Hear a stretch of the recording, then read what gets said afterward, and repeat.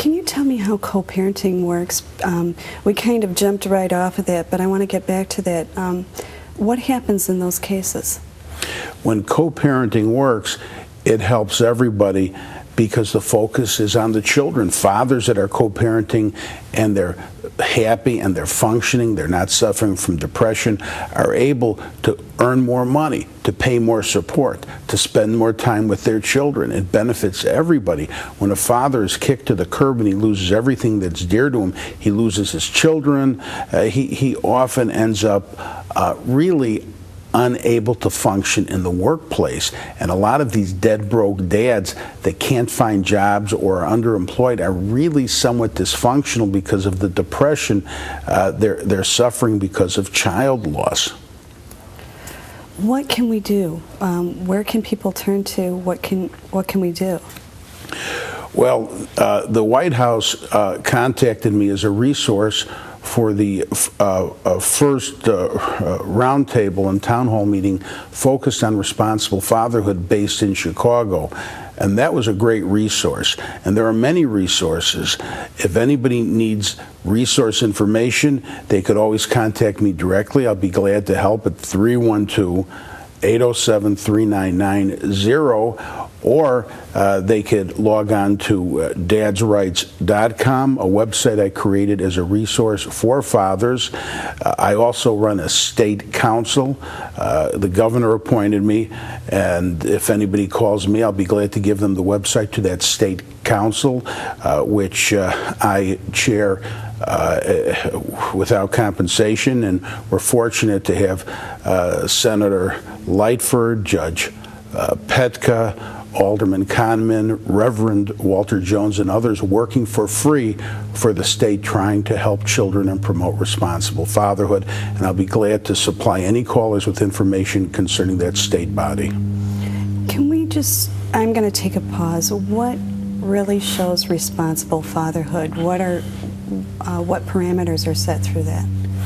Well, my opinion is if parameters aren't necessary, that's wonderful, but often we need some parameters if the parties are divorced or never married and the relationship has disintegrated.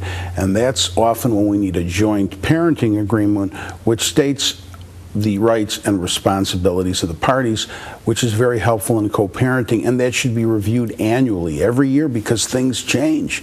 Often there's substantial changes in circumstances.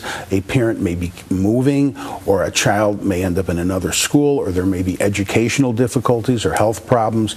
So on an annual basis, it should be reviewed, and parents need to spend quality time with their children. And it's not how much money they spend with their children, it's the time, the quality time they spend with their children.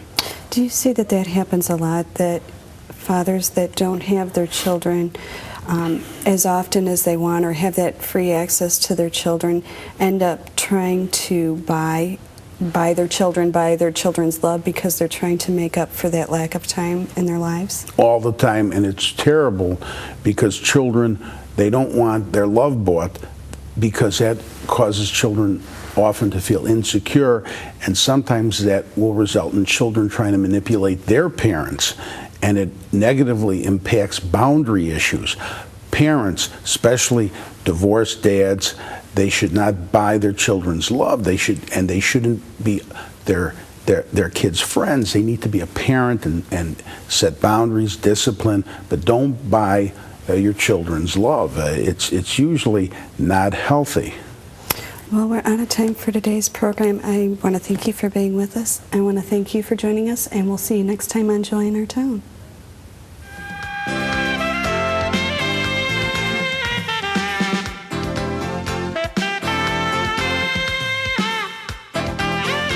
This program has been sponsored by the Trinity Broadcasting Network and made possible by your telephone dollars. Your continual support can keep Joy in Our Town brought to your home every day. So write Joy in Our Town, P.O. Box A, Santa Ana, California, 92711.